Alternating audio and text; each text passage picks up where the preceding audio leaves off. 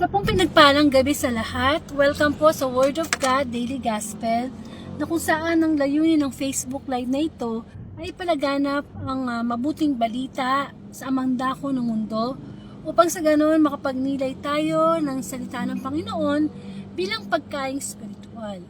At ako po si Sister Angelica Dorde, isa po akong Katoliko, and of course Pabulacan. At maraming salamat sa Panginoon, ilang oras na lang matatapos na itong January 22, 2026. Thursday Gospel po ang ating pagninilayan. Nawa, magkaroon po tayo ng kahit sandaling oras maglaan para sa mabuting balita, para paalalahanan tayo na ang pinakamahalagang bagay o biyaya na napagkaloob sa atin sa araw na ito ay ang magising tayo sa panibagong araw at makarinig tayo ng mabuting balita. So, sama-sama po tayong makinig ng Thursday Gospel. Ituon po natin ang ating isipan, puso at espiritu sa mabuting balita. Ano muna yung mga pagsubok, problema, kalimutan muna natin yan, no? Naririto po ang presensya ng Panginoon. Ang mabuting balita, ayon kay San Marcos, papuri sa iyo, Panginoon. Umalis si Jesus at ang kanyang mga alagad at dagpunta sa tabi ng lawa. Sinundan siya ng maraming taong buhat sa Galilea. Nagdatingan din naman ang mga napakaraming tao mula sa Judea, sa Jerusalem at sa Idumea, sa ibayo ng Jordan at sa palibot ng Turo at Sidos, nang mabalitaan nila ang lahat ng ginawa ni Jesus. Nagpahanda si Jesus sa kanyang mga alagad ng isang bangkang magagamit niya upang hindi siya maipit ng mga taong dumaragsa. Marami na siyang pinagaling, kaya pinagdudumugan siya ng mga lahat ng may sakit upang mahipo man lamang nila. Bawat inaalihan ng masamang espiritu na nakatira sa kanya ay nagpatira pa sa harapan niya at sumisigaw, "Ikaw ang anak ng Diyos," at mahigpit silang pinagbawalan ni Jesus. Ayaw niyang ipasabi kung sino siya. Mga kapatid, ang mabuting balita ng ating kaligtasan. Puri ka namin, Panginoong Jesucristo. So, ang pagbasa po natin ay nagmula kay San Marcos, chapter 3, verses 7 to 12. Yun. So, kung bibigyan po natin ng senaryo ang mabuting balita, alam naman po natin na ang Panginoong Jesus, kapag siya ay nagpapagaling, magawa ng himala, maraming sumusunod sa kanya kahit saan po siya punta. Pero hindi naman lahat ng sumusunod sa kanya ay naniniwala. Kamukha ng mga dalubhasa sa kautusan, mga Pariseo, hindi sila naniniwala sa Panginoon, pero sinusundan nila. Para ano? Para hanapan ng butas na masasabi na masiraan, ganun. Kasi inggit sila kay Jesucristo eh. At napakaraming tao sa lawa, sa iba't ibang lugar nang galing. At masasabi natin na ang Panginoong Jesus siya yung mga ipinapakita niya ang kapangyarihan ng Ama sa pamamagitan niya. Yung mga bulag nakakakita, bingi nakakarinig, yung mga napoposes ng demonyo, napapaalis niya yun, at kahit ang demonyo kilala siya. And sa bandang huli nga ng gospel sabi, wag banggitin kung sino siya. So, parang kakaiba, kasi ang ibang tao, lalo na sa panahon natin ngayon, uso ang social media, gusto ng taong nakikilala, nag-viral. Halimbawa, nag-viral si ganitong tao. Kailangan gusto niya yun para maraming likes, comment, share. So, ang social media nilagamit na ng tao para pasikatin ang kanyang pangalan. Amen. Pero sa Panginoong Yesus, puno siya ng kababaang loob at hindi niya sinasabi na, sige, sabihin nyo, nandito ako, ang Hesus Kristo, si Jesus, nagpapagaling, nag-aalis ng mga possession, ng demonyo, gumagawa ng mga himala. Sige, pagkarat yung pangalan ko. Hindi siya ganun. Amen. Bakit kaya, no? Bakit sa bandang huli ng gospel, ay sinabi niya, huwag niyo sabihin kung sino ako. Okay. So, sa panahon natin, gaano ba kahalaga ang ating pangalan? Ang ating apelyido? Kasi, ang pangalan natin, halimbawa ako, no? Angelica Lorde. Pwede yung pangalan ko lagyan ng title sa unahan. Nakatapos ako ng abogasya. Pwede akong tawagin Attorney Angelica Lorde. O kaya, ano pa ba mga title na, yung mga professional na pwede mong maikabit sa pangalan mo. And, pari ka. Pwedeng Monsignor Roberto Ignacio. O kaya, pagka ikaw ay pwedeng Honorable Roberto Cruz. Merong no? Kasi yung pangalan natin pwedeng lagyan niya ng titulo sa una diba? Ibig sabihin, may natapos ka, may narating ka, may alam ka, may pinag-aralan ka, di ba? And, ang pangalan natin, yan pakahalaga niya sa atin. Kaya yung mga magulang natin na nagbigay sa atin ng pangalan, kasi hindi naman natin mapili kung anong pangalan natin. Basta namulat tayo, ganyan yung pangalan natin. So, ang laki ng factor ng magulang na, lalo na ng nanay, no, na ito binigay ko sa'yo. Ikaw si Juan, ikaw si Pedro, ikaw si Cordapia. Diba? So, kung ano may pangalan natin ngayon, galing yun sa ating mga magulang. And, as time goes by, naging iba, no? Naging evolve yung pangalan. Dumating ang time na ang pangalan ang haba-haba. Maria, Cristina, Leonora, ganito. Hirap na hirap din bata magsulat, no? Pag nag-aaral, haba-haba ng pangalan niya So, ano pang kahalagahan ng pangalan sa atin? Itong pangalan ay pagkakakilanlan sa atin.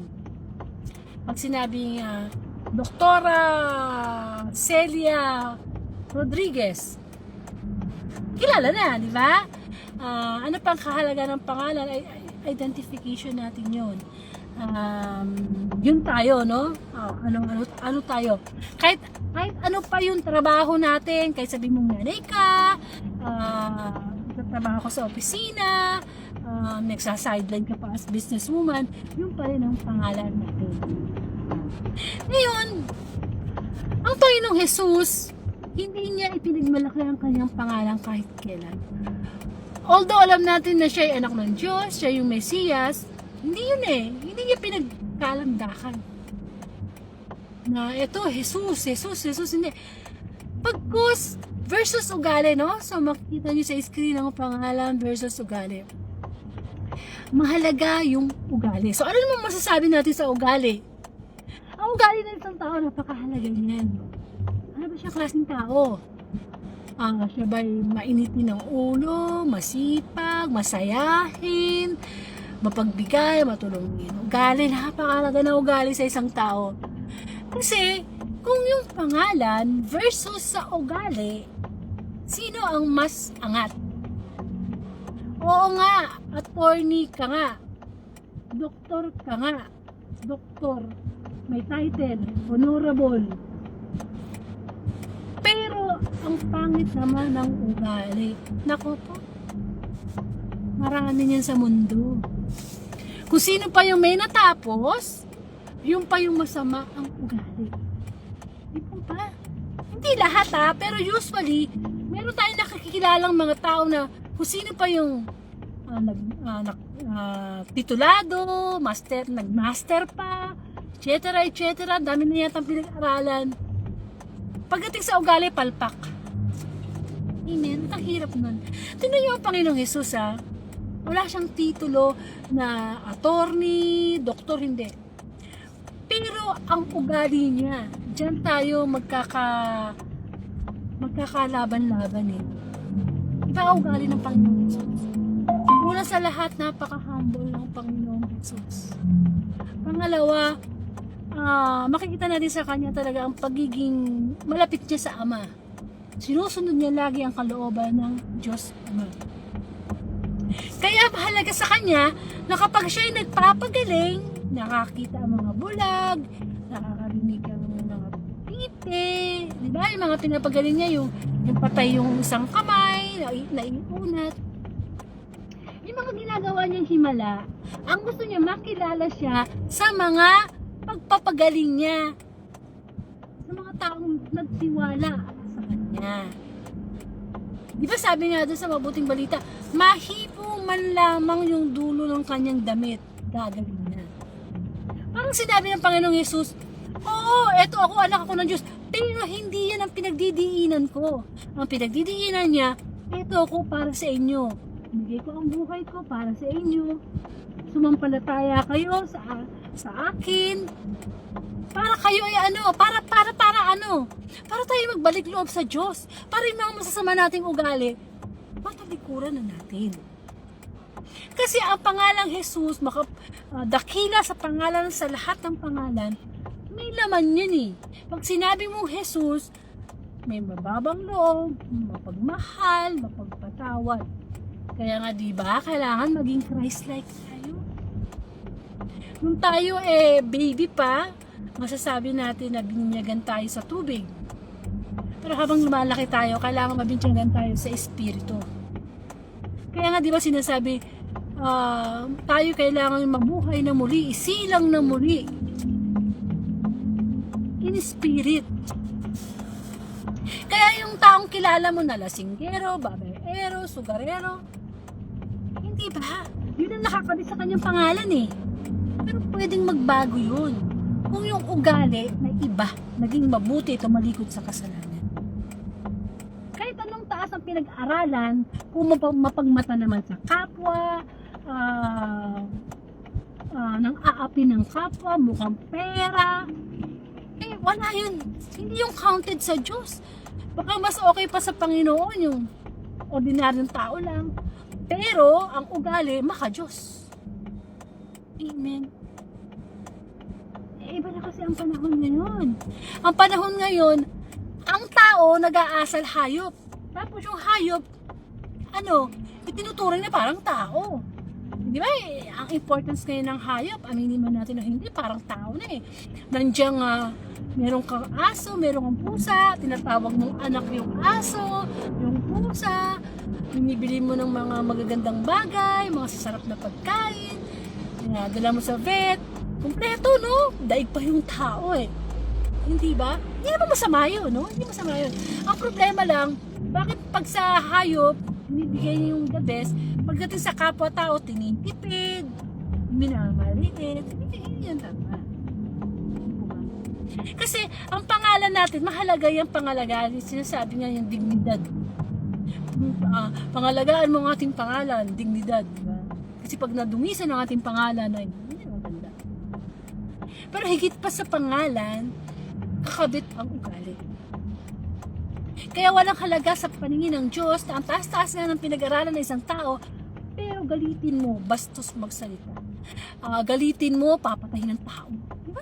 Kasi napapanood natin sa yung mga pelikula o sa news na mga road rage, nagkasanggaan ng sasakyan, lalabas yung isa, mahal-mahal ng sasakyan niya, sinangga mo, magmumurahan, tapos pagka napikon, kukuha ng baril yung isa, papatayin. Hindi ba?